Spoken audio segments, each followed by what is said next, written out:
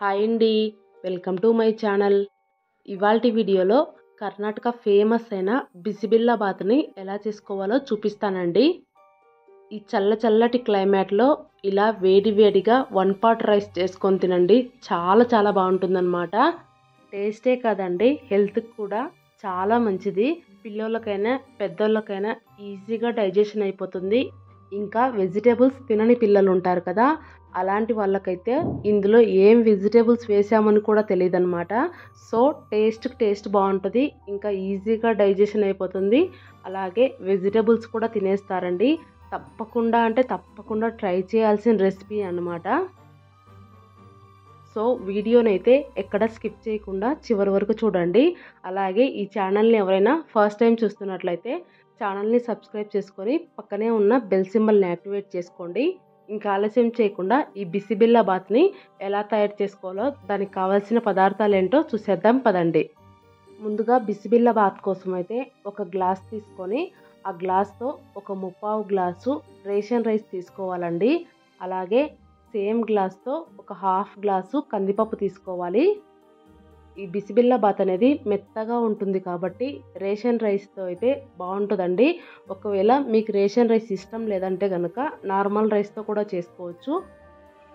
ఇప్పుడు బియ్యం కందిపప్పును బాగా కడిగేసి పక్కన పెట్టేసుకోండి.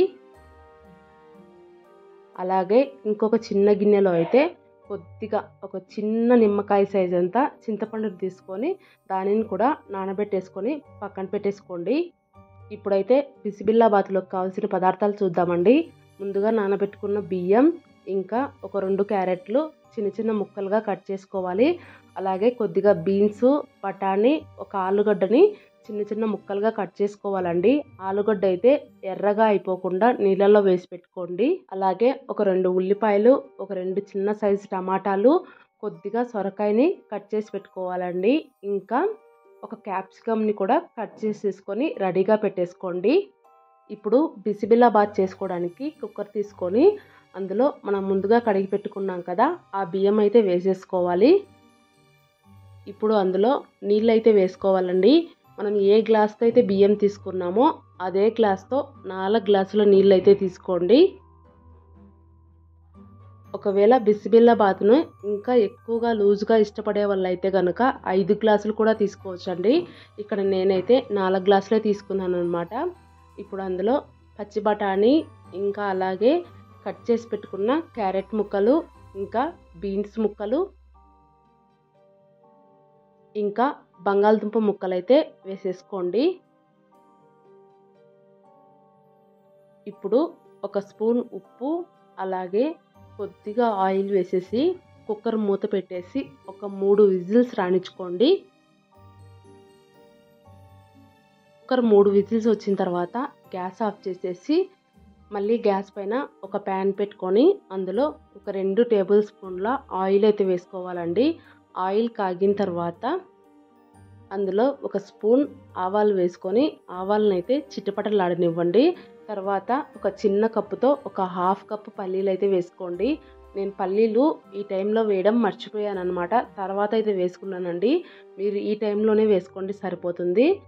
అలాగే పల్లీలు ఫ్రై అయిన తర్వాత మనం ముందుగా కట్ చేసి పెట్టుకున్న ఉల్లిపాయలు కూడా వేసుకొని ఉల్లిపాయలు కొద్దిగా ఫ్రై అయిన తర్వాత అందులో ఎండుమిరపకాయలు, కొద్దిగా కరివేపాకు వేసుకొని కొద్దిసేపు అయితే ఫ్రై చేసుకోవాలండి.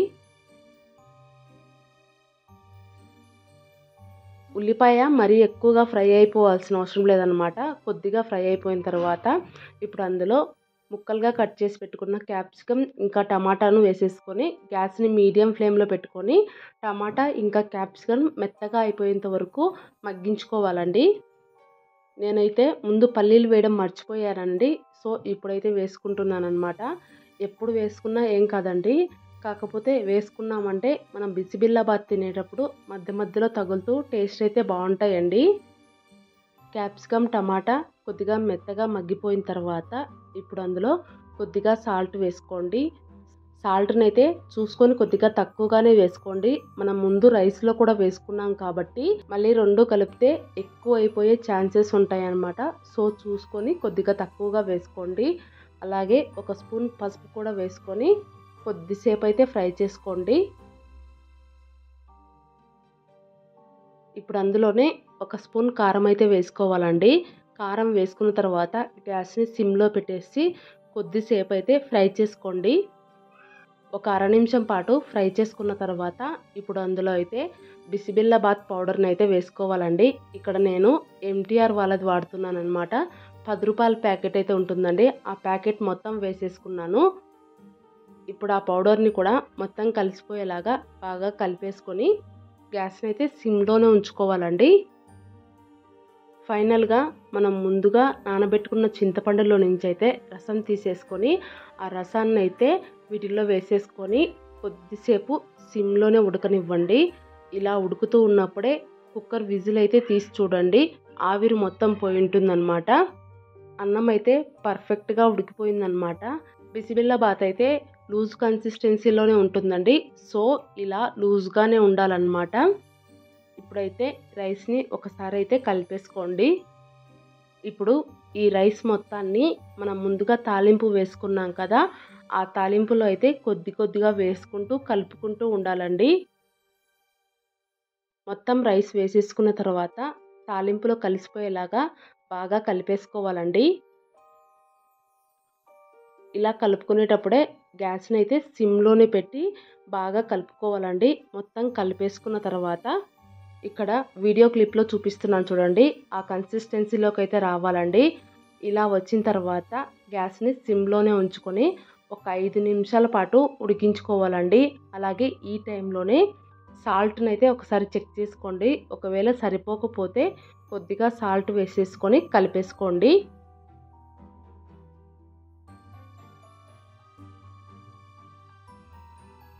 ఇలా ఒక 5 నిమిషాల పాటు సిమ్లో ఉడికించుకున్న తర్వాత ఇప్పుడు అందులో అయితే పైనుంచి కొద్దిగా నెయ్యి వేసుకోండి. ఇలా నెయ్యి వేసుకోవటం వల్ల ఫ్లేవర్ అయితే చాలా బాగుంటుందండి. దీన్నైతే అస్సలు స్కిప్ చేయకండి. చాలా బాగుంటుందన్నమాట నెయ్యి వేసుకోవటం వల్ల. ఇప్పుడు ఆ నెయ్యి మొత్తం రైస్లో కలిసిపోయేలాగా ఒకసారి బాగా కలిపేసుకోండి.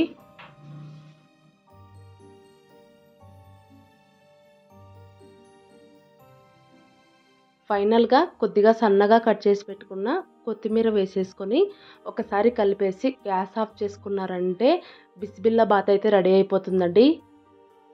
ఇప్పుడు ఈ ఎమ్మి బిసిబిల్లాబాత్ని అయితే ప్లేట్లో సర్వ్ చేసుకొని తినడమేనండి. చాలా బాగుంటుందన్నమాట. ఈ బిసిబిల్లాబాత్ని వేడిగా ఉన్నప్పుడే అయితే సర్వ్ చేసుకొని తినాలండి. చల్లగా పోతే అంతగా టేస్ట్గా అనిపిదండి. సో వేడిగా ఉన్నప్పుడే తినాలన్నమాట.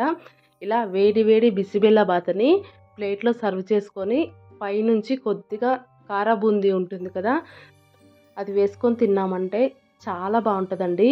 నా దగ్గర అయితే ప్రస్తుతానికి కారా బూందీ అయితే లేదండి. ఇంట్లో పిల్లలు సోయా స్టిక్స్ కొనుక్కొచ్చుకున్నారనమాట. అవి వేసుకొని తింటామంటే అవి అయితే వేసిచ్చానండి. పిల్లలైతే ఈరోజు అడిగి మరీ చేయించుకున్నారండి. సో మీరు కూడా మీ పిల్లలకి ఇలా ఒక్కసారి చేసి పెట్టండి. అందులో వెజిటేబుల్స్ వేసామని కూడా తెలియదు అనమాట. టేస్ట్ బాగుంటుంది. ఇంకా డైజెషన్ కూడా చాలా బాగా అవుతుందన్నమాట.